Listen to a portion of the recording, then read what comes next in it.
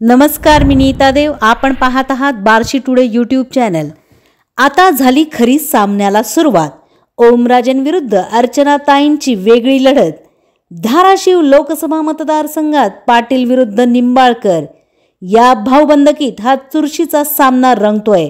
गेली 25 वर्ष पाटील निंबाळकरांमध्ये टोकाचा राजकीय संघर्ष, राजकीय हाडवैर आणि रक्तरंजित इतिहासाची पार्श्वभूमी आहे.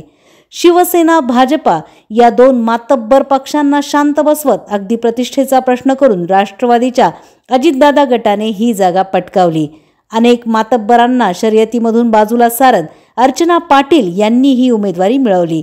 आता तिसऱ्या टप्प्यातली निवडणूक सुरू होत आहे. दोन्ही गट, युती आणि आघाडी दोघंही कामाला लागलेत. सध्या शीतयुद्ध आहे, लवकरच महायुद्धाला सुरुवात होईल. रखरखीत उन्हाळ्यात हे रणांगण तापलंय. पाहुयात कोण बाजी मारतय. नमस्कार, मी नीता देव. आपण पाहत आहात बार्शी टुडे यूट्यूब चॅनल. राजकारणाचे संदर्भ कसे बदलतील याचा नेम नाही. कालचे मित्र आज विरोधकाच्या भूमिकेत, तर कालचे विरोधक आज मित्राच्या भूमिकेत, अशी परिस्थिती धाराशिव लोकसभा मतदारसंघ नव्हे तर राज्याच्या एकूणच राजकारणात आहे. 25 वर्ष एकमेकांचे परममित्र असणारी भाजप शिवसेना युती 2019 साली विधानसभा निवडणुका झाल्यानंतर फुटली. एकमेकांचे टोकाचे वैचारिक विरोधक असणारे शिवसेना, काँग्रेस आणि राष्ट्रवादी एकत्र झाले. पुन्हा 2.5 वर्षांनी शिवसेना फुटली. नंतर 1 वर्षांनी राष्ट्रवादीत मोठी फूट पडली. जसे ठाकरे आणि शिंदे यांच्यात कलह झाला, तशी ठिणगी पवार काका पुतळ्यांमध्ये पडली. त्यामुळे राज्याच्या राजकारणात सध्या अभूतपूर्व चित्र आहे. महाविकास आघाडीमध्ये जसा अंतर्गत जागा वाटपावरून मोठा गोंधळ आहे, तशीच परिस्थिती आज महायुतीमध्येही आहे. एकेकाळी मोदींची खिल्ली उडवणारे राज ठाकरे अगदी मनसे महायुतीमध्ये दाखल झाले आहेत. स्वाभिमानी शेतकरी संघटनेने राजू शेट्टींच्या नेतृत्वाखाली आपला सौता सुभा निर्माण केलाय. वंचित बहुजन आघाडीने एकला चलची भूमिका घेतलीय.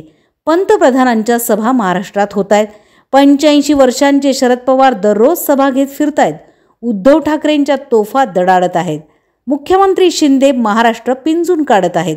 शिवतारेंसारख्या बंडोबांना जवळ घेत अजितदादा राष्ट्रवादीचा ताफा पुढे नेत आहेत. अनेक ठिकाणी पडलेला महायुतीमधला तिढा सोडवण्यासाठी देवेंद्र फडणवीस मेहनत घेत आहेत. काँग्रेसचे प्रदेशाध्यक्ष नाना पटोले महाविकास आघाडीची शांतपणे मोट बांधत आहेत.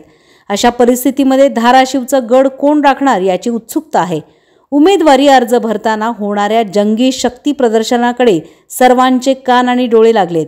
3 जून 2006 साली झालेल्या पवनराजेंच्या हत्येने धाराशिव जिल्ह्याचं राजकारण विकोपाला आणि टोकाला गेलंय. 2004 सालच्या निवडणुकीत विधानसभा जिंकायचे या ईर्षेला पेटलेल्या पवनराजे निंबाळकर विरुद्ध डॉक्टर पद्मसिंह पाटील यांच्यात सुरू झालेला राजकीय आखाडा गेली 20 वर्ष संपलेला नाही.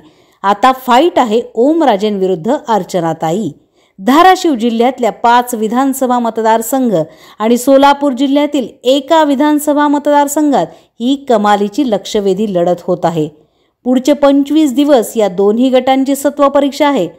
पाहुयात या रणधुमाळीत आता पुढं काय होतंय. प्रत्येक दिवस नव्या खेळ्या, नवे डावपेच, नवे वार प्रतिवार, नवे आरोप प्रत्यारोप आणि नव्या जुगलबंदीसह. यासाठी पाहत रहा फक्त बार्शी टुडे यूट्यूब चॅनल.